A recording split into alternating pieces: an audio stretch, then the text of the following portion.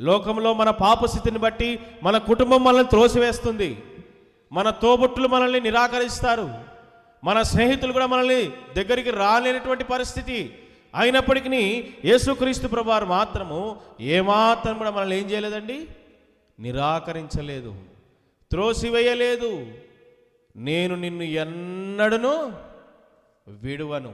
చూడండి ఎంత మంచి యేసుక్రీస్తు ప్రభువారు, ఎంత ప్రేమ కలిగినటువంటి దేవుడు.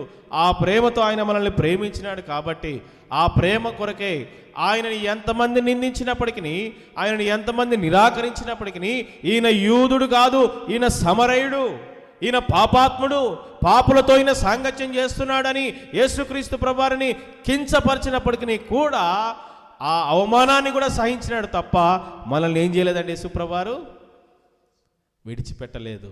అది యేసుక్రీస్తు ప్రభువారి యొక్క ప్రేమ, అది యేసుక్రీస్తు ప్రభువారి యొక్క